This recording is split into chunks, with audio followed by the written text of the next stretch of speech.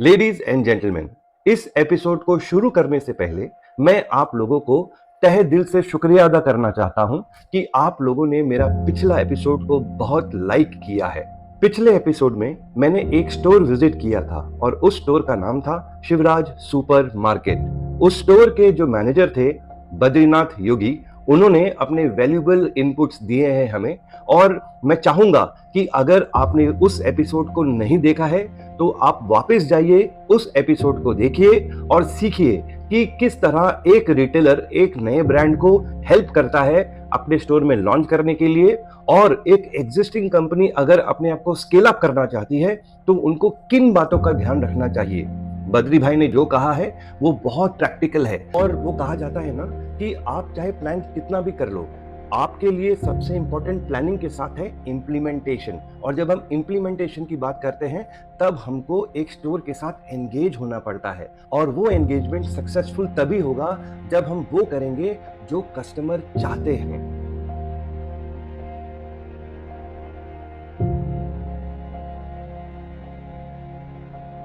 आप में से जो लोग पहले से जुड़े हुए हैं मेरे साथ, उनको तो पता है कि मैं इम्प्लीमेंटेशन के ऊपर बहुत ज़्यादा फोकस करता हूँ। मैं ये नहीं कहता कि प्लानिंग ज़रूरी नहीं है, बट प्लानिंग से ज़्यादा ज़रूरी हो जाता है किसी भी प्रोजेक्ट को इम्प्लीमेंट करना। मैं इम्प्लीमेंटेशन को बहुत इंपॉर्टेंस इसलिए देता हूँ क्योंकि जब हम इम्प्लीमेंट करते हैं ना तो हम मार्केट फोर्सेस के साथ एंगेज करते हैं। और जब हम प्लानिंग करते हैं तो प्लानिंग बेसिकली एक बोर्ड रूम डिस्कशन होता है। और मार्केटिंग एक्सपर्ट फिलिप कोटलर ये कहते हैं, even the best marketing plan can be sabotaged by a bad implementation.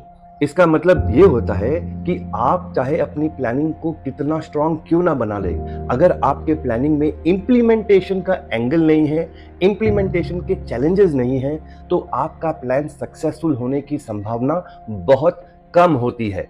आज जिस टॉपिक के ऊपर मैं आपके साथ बात करने वाला हूं वो थोड़ा टेक्निकल है। लोग कहते हैं कि इस थ्योरी को यूजुअली टेक्निकल प्रोडक्ट्स में इस्तेमाल करते हैं, लेकिन मैं एक फूड एंड बेवरेज एक्सपर्ट हूं और मैं इसी थ्योरी को आपको एफएमसीजी से रिलेट करके आज बताऊंगा। इस थ्योरी का नाम है law of diffusion of innovation. दिखने में ये नाम बहुत बड़ा लगता है, लेकिन अगर हम इसको समझे तो ये बहुत सरलता से आप समझ सकते हो। एक सिंप्लीफाइड वे में अगर मुझे आपको ये बताना हो कि law of diffusion of innovation क्या है, तो ये एक कस्टमर एडॉप्शन प्रोसेस है। आइए इसे कुछ अलग तरीका से समझते हैं। फर्ज कर लीजिए कि आपने एक प्रोडक्ट को लॉन्च किया है। क्या आपका टारगेट वो कस्टमर रहेगा जो किसी ब्रांड या किसी कॉम्पिटिटर के प्रति लॉयल है, या फिर वो कस्टमर रहेगा जो नए प्रोडक्ट्स को बहुत जल्द ट्राई करता है। अब आपके स्क्रीन के सामने एक डायग्राम आएगा। आप उस डायग्राम में देखोगे तो उसमें 5 कंपोनेंट है। पहला होता है इनोवेटर, दूसरा होता है अर्ली एडॉप्टर, तीसरा होता है अर्ली मेजॉरिटी, चौथा होता है लेट मेजॉरिटी और पांचवा होता है लैगार्ड्स। जब हम इन 5 कंपोनेंट को अच्छी तरह समझ पाएंगे तभी हम एक लॉन्च को सक्सेस की तरफ लेके जा सकते हैं। मान लीजिए कि आपने एक फ्रूट जूस लॉन्च किया है और वो फ्रूट जूस एक स्टोर में आपने रखा हुआ है। और क्योंकि आप जानते हैं कि कभी भी किसी प्रोडक्ट को जब हम लॉन्च करते हैं तो उसे उस स्टोर में दिखना बहुत जरूरी है, तो आपने क्या किया, आपने एक बहुत बड़ा एफएसयू या एक बहुत बड़ा विजिबिलिटी क्रिएट किया जिसमें कि जो भी आदमी उस स्टोर में आ रहा है वो उस ब्रांड को देख रहा है। अब पॉसिबिलिटीज क्या क्या है। पहली पॉसिबिलिटी, एक सर्टेन कैटेगरी ऑफ कस्टमर्स होते हैं, जब भी वो कुछ नया देखते हैं तो उनके अंदर एक जिज्ञासा जागती है और वो उस प्रोडक्ट को फटाफट ट्राई करते हैं। वो हाई रिस्क टेकर्स होते हैं। उनको ऐसा लगता है कि अगर कोई नया प्रोडक्ट आया है तो पहले मैं ही उसे ट्राई करूंगा और मैं ही अपने लोगों को बताऊंगा कि देखो, मैं एक ट्रेंड सेटर हूं और मैंने इस प्रोडक्ट को ट्राई किया है और ये प्रोडक्ट वाकई में अच्छा है। तो ये कौन है? ये है इनोवेटर्स। इनोवेटर्स कौन होते हैं? इनोवेटर्स वो होते हैं जो किसी भी प्रोडक्ट को जो नया है यूं ट्राई करते हैं। याद रखिएगा, अभी तक वो जो प्रोडक्ट है, वो जो फ्रूट जूस आपने लॉन्च किया है वो प्रूवन नहीं है, वो सिर्फ प्लेस्ड है। और फिर भी जो कस्टमर पहले उठाएगा ना वो इनोवेटर होएगा। अब हम दूसरे कैटेगरी में आ जाते हैं। उस स्टोर में कुछ लोग ऐसे होते हैं जो वो जब नए प्रोडक्ट को देखेंगे, उस प्रोडक्ट को उठाएंगे, उसके ऊपर थोड़ा रिसर्च करेंगे, उसके इंग्रेडिएंट्स पढ़ेंगे और अगर उनको वो प्रोडक्ट अच्छा लगा तो अगर वो थोड़ा प्रीमियम में भी आएगा तो वो पैसे देके उसको खरीदेंगे। वो है आपके अर्ली एडॉप्टर्स। वो सेकेंड लेवल पे आते हैं। पहले इनोवेटर्स आएंगे जो इंस्टेंटली ट्राई करेंगे, फिर अर्ली एडॉप्टर्स आएंगे जो थोड़ा देखेंगे, इधर उधर समझेंगे और उसके बाद उस प्रोडक्ट को वो परचेज करेंगे।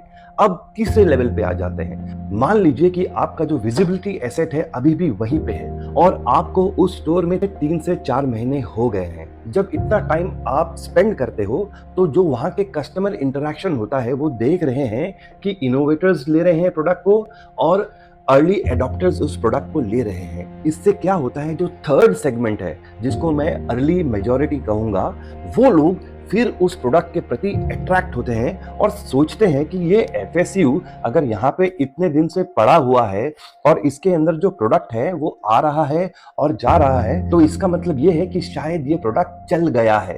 तब वो जाते हैं और उस प्रोडक्ट को परचेज करते हैं। तो इस तरह आप स्टेज 3 में आ गए। अब आपने क्या देखा कि कस्टमर का जो एडॉप्शन प्रोसेस है वो बढ़ने लगा है। फिर आप आ जाओगे फोर्थ लेवल पे। फोर्थ लेवल को हम बोलते हैं लेट मेजॉरिटी। अब क्या है, प्रोडक्ट प्रूवन है। अब क्या है, प्रोडक्ट हर एक जगह दिख रहा है। अब क्या है, लोगों को पता है कि ये प्रोडक्ट अच्छा है। तो जो बाकी पॉपुलेशन है वो इस प्रोडक्ट को देख रही है और उनके अंदर वो कॉन्फिडेंस आ गया है कि ये प्रोडक्ट अच्छा है। तो अब क्या होगा, अब जो लेट मेजॉरिटी है वो जाके उस प्रोडक्ट को परचेज करेगी। तो कस्टमर एडॉप्शन प्रोसेस में ये चौथा एलिमेंट आ गया। तो आप जब भी एक ब्रांड को लॉन्च करते हैं ना, तो इन टाइप के कस्टमर्स आपको मिलते रहते हैं। अब मैं आपको यहाँ रोकना चाहूंगा और थोड़ा विचार करने के लिए कहूंगा। जैसा कि मैंने आपको पहले कहा था कि मान लीजिए कि आपने एक फ्रूट जूस लॉन्च किया है और आपको इनिशियल लेवल पे सेल्स जो है वो कम मिलता है। वो कम क्यों मिलता है? क्योंकि जो इनोवेटर्स होते हैं ना, वो 2.5% ऑफ द टोटल पॉपुलेशन होते हैं। तो वो क्या करते हैं, वो इनिशियल लेवल पे ट्रायल्स कराते हैं। जब हम सेकेंड लेवल पे जाते हैं, जिसको मैं अर्ली एडॉप्टर्स कहता हूं, उसमें क्या है, 13.5% ऑफ द टोटल पॉपुलेशन होते हैं। तो क्या है, आपका जो ऑफटेक है वो स्लो है। अब आपका एफएसयू वहां पे रखा हुआ है और वो विजिबिलिटी एसेट जितने देर तक वहां पे रहेगा उतने देर तक वो कस्टमर को अट्रैक्ट करेगा। और जो अर्ली मेजॉरिटी और जो लेट मेजॉरिटी है वो बहुत देर के बाद ही आपके प्रोडक्ट को एक्सेप्ट करेंगे।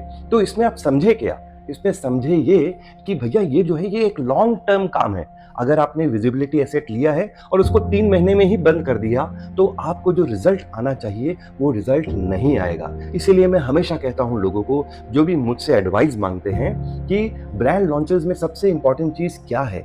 इंपॉर्टेंट चीज है कंसिस्टेंट रहना और टाइम देना। ये जो सारी चीजें हैं ना, ये सब टाइम के रिलेटेड है। आप जितना टाइम दोगे अपने ब्रांड को, उतनी संभावना है कि वो सक्सेसफुल होगा। इसके साथ आपको ये बात भी ध्यान रखनी है, ये कस्टमर एडॉप्शन प्रोसेस तभी सक्सेसफुल होता है जब प्रोडक्ट में दम हो। इस प्रोसेस में होता क्या है कि कस्टमर ने एक बार तो प्रोडक्ट उठा लिया। अगर उस प्रोडक्ट को उसने उठा लिया तो वो दोबारा तभी परचेज करेगा जब उसे वो पसंद आएगा। अगर उसे वो पसंद नहीं आया तो वो दूसरी बार परचेज नहीं करेगा। अब हम आ जाते हैं एक लास्ट कंपोनेंट पे, जिसको कहते हैं लेगर्ड्स। अब लेगर्ड्स कौन होते हैं? लेगर्ड्स होते हैं जो बहुत रिजिड होते हैं, जो बहुत ट्रेडिशनल होते हैं। तो आप उन पे जितना भी फोकस क्यों ना कर ले, वो स्विच शायद नहीं करेंगे क्योंकि उन्होंने अपने आप को उस प्रोडक्ट से बांध लिया है। स्विच वो तभी करेंगे जब कोई आके उनको रिकमेंड करेगा। ऐसा नहीं है कि लेगर्ड जो है वो स्विच नहीं करते हैं, बट उन्हें समय बहुत बहुत बहुत ज्यादा लगता है। तो अगर आप अपना प्रोडक्ट को लॉन्च कर रहे हैं तो आप किसको टारगेट करोगे? क्या आप लेगर्ड्स को ट्राई करोगे? नहीं, आपकी गलती हो जाएगी क्योंकि वो तो स्विच ही नहीं करने वाले हैं, क्योंकि उनकी ब्रांड लॉयल्टी बहुत हाई है। तो आप किनको टारगेट करोगे? पहले आप इनोवेटर्स को टारगेट करोगे, फिर आप अर्ली एडॉप्टर्स को टारगेट करोगे, उसके बाद आएंगे अर्ली मेजॉरिटी और लेट मेजॉरिटी। तो इसमें स्ट्रैटेजी कहां आ गई? स्ट्रैटेजी यहां पर आ गई कि जब आप इस प्रोसेस को डिवाइस कर रहे हो ना, तो आपको दिमाग में यह ध्यान रखना है कि जो पहले बार मेरा परचेज करेगा प्रोडक्ट, वो एक इनोवेटर होने वाला है या फिर वो एक अर्ली एडॉप्टर होने वाला है। तो उसी तरह आपको अपना मार्केटिंग प्लान बनाना पड़ेगा। तो लेडीज एंड जेंटलमैन, देखा आप लोगों ने वो नाम कितना बड़ा है, law of diffusion of innovation. लेकिन जब उसको हम समझने की कोशिश करते हैं, वो कितना सिंपल हो गया है। और मैं आपसे चाहूँगा कि जभी भी आप अपने प्रोडक्ट को लॉन्च करते हैं या आप कोई ऐसे कंपनी में काम कर रहे हैं जो एक लॉन्चिंग प्रोसेस में है, या फिर एक ऐसी एग्जिस्टिंग कंपनी है जिसने एक नया लाइन ऑफ बिजनेस चालू किया है, तो आप अगर law of diffusion of innovation को समझ के काम करोगे ना, तो आपका जो सक्सेस रेट है वो बहुत बढ़ जाएगा। मैं ये उम्मीद करता हूँ कि आज के एपिसोड से आपको बहुत कुछ सीखने को मिला होगा, और मैं ये भी समझता हूँ कि आप इसको अपने रोजमर्रा के बिजनेस में इम्प्लीमेंट करोगे। और अगर आप इसे इम्प्लीमेंट करोगे तो आपके अंदर एक्साइटमेंट और बढ़ जाएगी, क्योंकि आपको दिखेगा कि जो मैंने आपको बताया है इस एपिसोड में वो एक्चुअली होता है। तो इसी के साथ मैं आज के एपिसोड को यहाँ पे विराम दूंगा। नेक्स्ट एपिसोड में मेरे एक श्रोता ने कहा था कि रिटर्न ऑन इन्वेस्टमेंट पे बात करिएगा, यानी कि रॉय के ऊपर बात करिएगा, और मैं जल्द ही हाजिर होऊंगा आपके साथ रिटर्न ऑन इन्वेस्टमेंट के ऊपर एक एपिसोड लेके। तब तक के लिए आपसे इजाजत चाहूंगा। Thank you very much. आप सबको मेरी शुभकामनाएं।